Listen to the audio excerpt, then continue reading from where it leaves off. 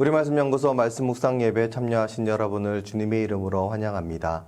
이제 함께 경건한 몸가짐과 마음가짐으로 주님 앞에 겸손하게 나아갑시다.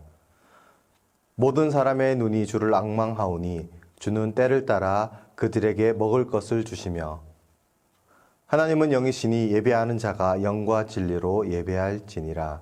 아멘.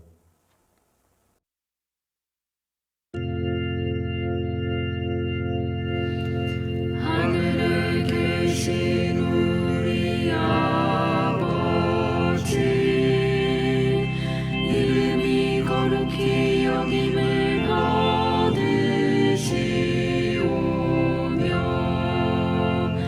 나라의 임하옵시며 뜻이 하늘에서 이룬 것 같이 땅에서도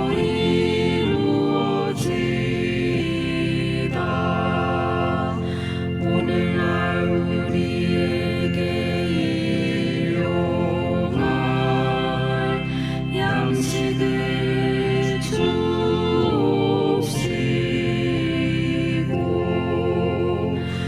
우리가 우리에게 죄진 자를 사하여 준 것 같이 우리 죄를 사하여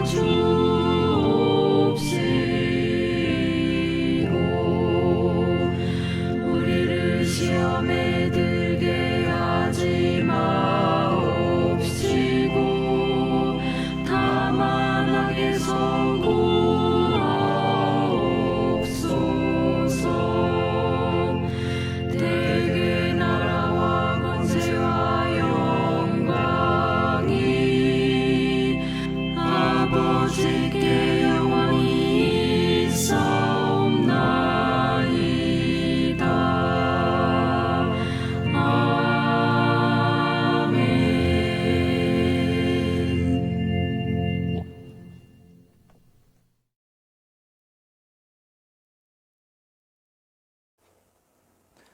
주님의 평화가 이 예배에 참여하신 여러분과 함께하기를 소망합니다.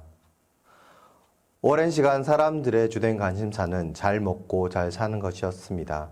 현대에도 많은 사람들은 부를 축적하기 위해 애를 쓰고 노력합니다. 좋은 집과 좋은 차, 넉넉한 수익과 많은 재산을 소유하기 위해서 애를 쓰고 노력합니다. 그것이 성공의 척도, 행복의 척도라고 생각합니다.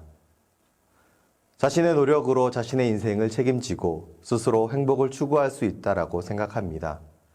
그러나 우리의 인생을 주관하시는 분은 하나님이십니다.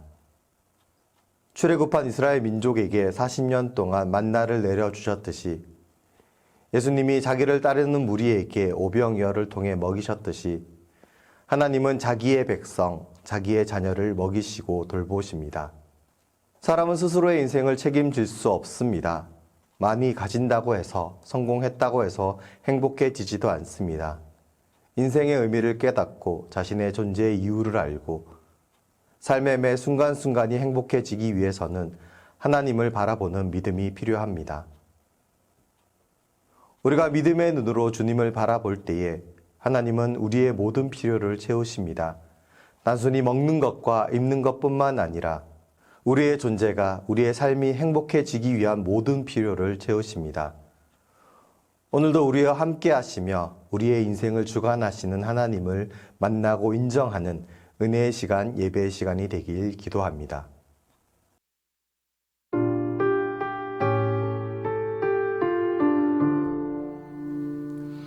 주여 주여 우리를 불쌍히 여기소서.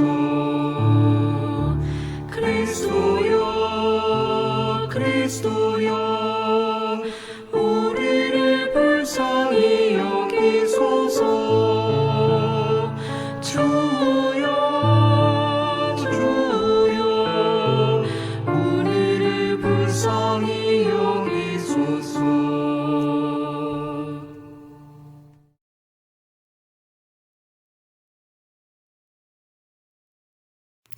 하나님이 오늘 우리에게 주신 구약의 말씀은 하박국 2장 6절입니다. 이제 받들어 읽습니다. 하나님의 말씀을 귀 기울여 들으십시오. 그 무리가 다 속담으로 그를 평론하며 조롱하는 시로 그를 풍자하지 않겠느냐. 곧 이르기를 화 있을진저 자기 소유 아닌 것을 모으는 자여 언제까지 이르겠느냐. 볼모 잡은 것으로 무겁게 짐진 자여. 하나님이 오늘 우리에게 주신 신약의 말씀은 누가복음 12장 15절입니다. 이제 받들어 읽습니다. 하나님의 말씀을 귀 기울여 들으십시오. 그들에게 이르시되 삼가 모든 탐심을 물리치라. 사람의 생명이 그 소유에 넉넉한 데 있지 아니하니라 하시고, 이 말씀을 통해서 하나님이 우리에게 은혜 주시길 원합니다. 주님 우리 마음을 여시어 말씀을 깨닫게 하옵소서. 아멘.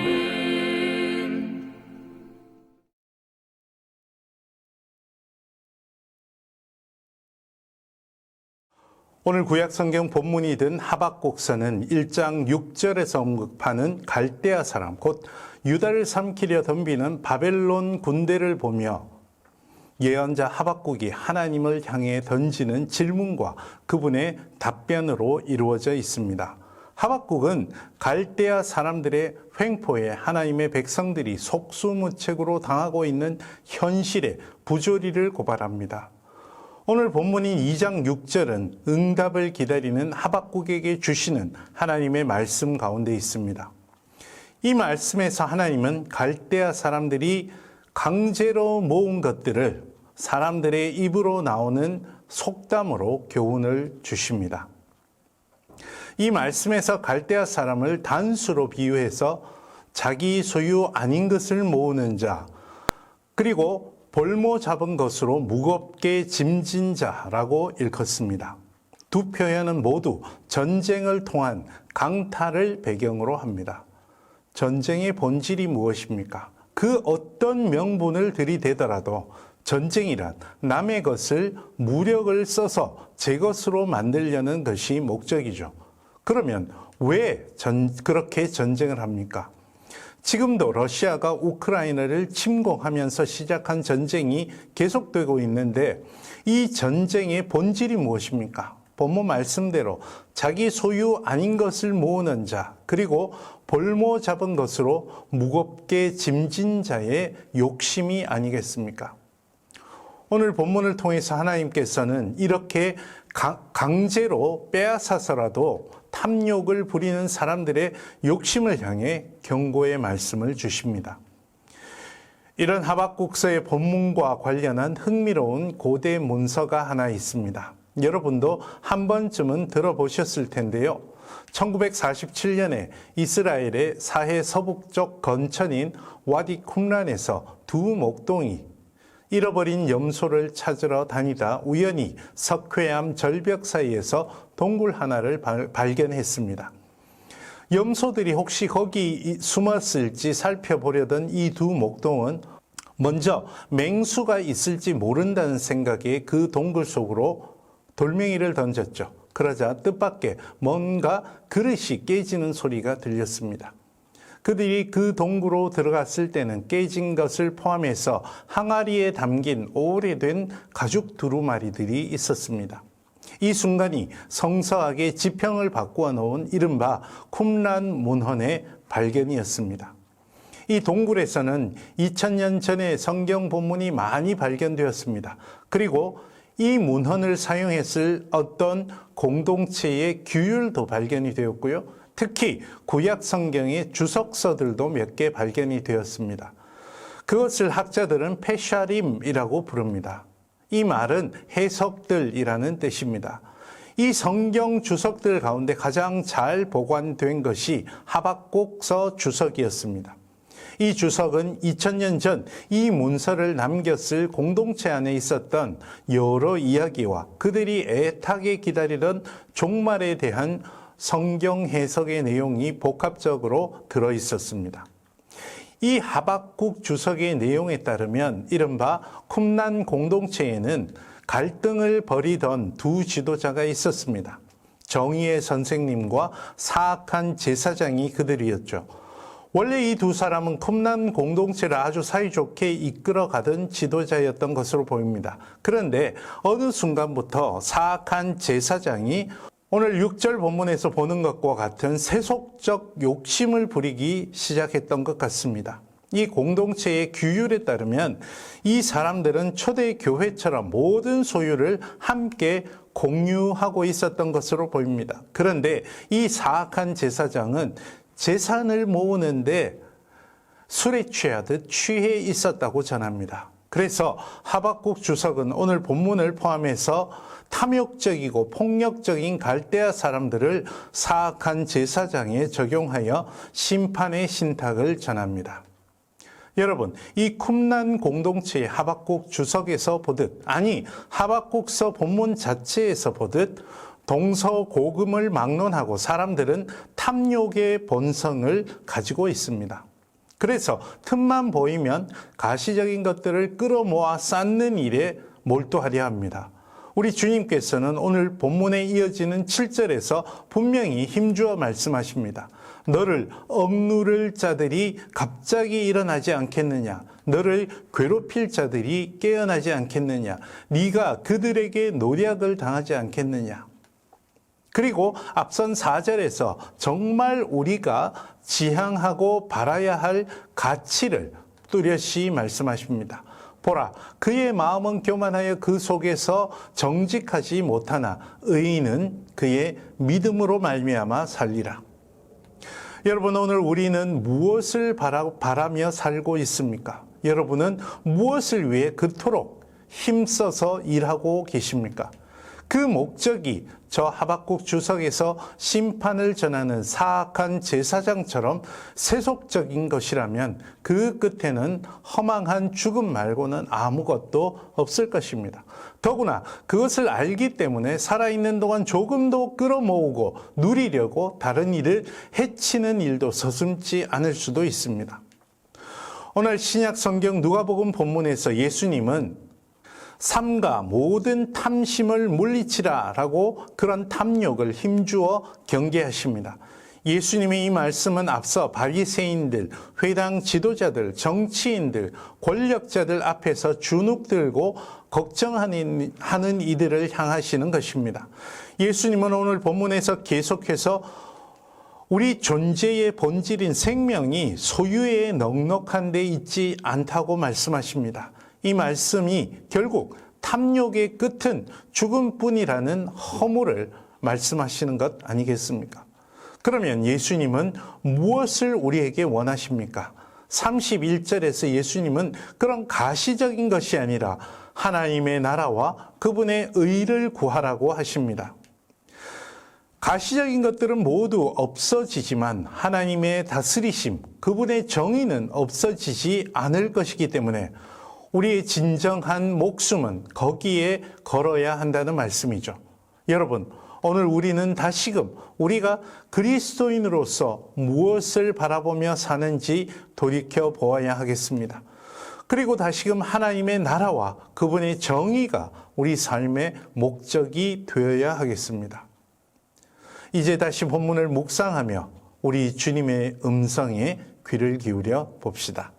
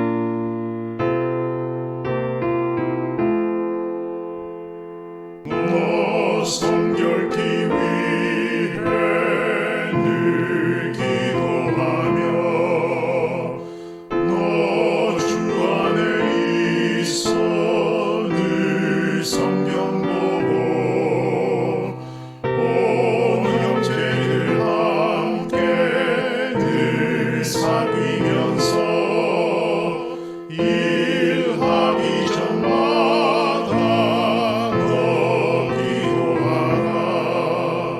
너 성결케 위해 내 머리 숙여 저 은밀히 계신 내 주께 빌라. 주 사귀어 살면 주 닮으리. 널 보는 이마다 주 생각하리.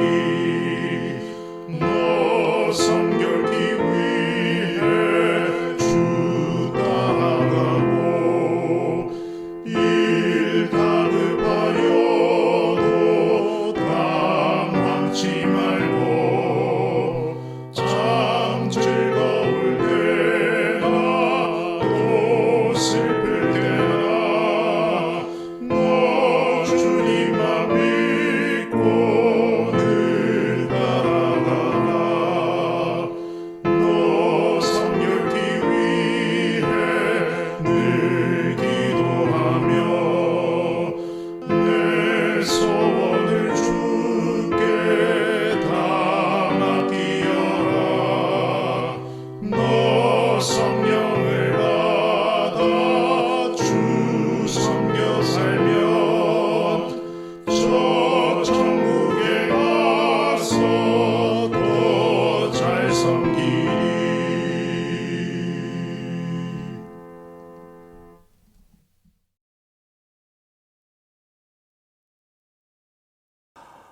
여러분, 오늘 우리는 다시 썩어 없어질 것들을 더 모으려고 안달하며 살아가고 있지는 않습니까? 우리 주님께서는 그런 탐심을 제거하라고 우리에게 권면하십니다. 그리고 우리 생명은 그런 데 있지 않다고 말씀하십니다. 오늘 다시금 하나님의 나라와 그의 의를 구하는 삶을 살려고 노력한다면 좋겠습니다. 기도하십시다. 주 예수 그리스도의 은혜와 하나님 아버지의 사랑하심과 성령님의 교제케 하심이 이 자리에 머리 숙인 주님의 사랑하시는 백성들과 그 삶 가운데 지금부터 영원토록 함께 하시기를 간절히 축원하옵나이다. 아멘.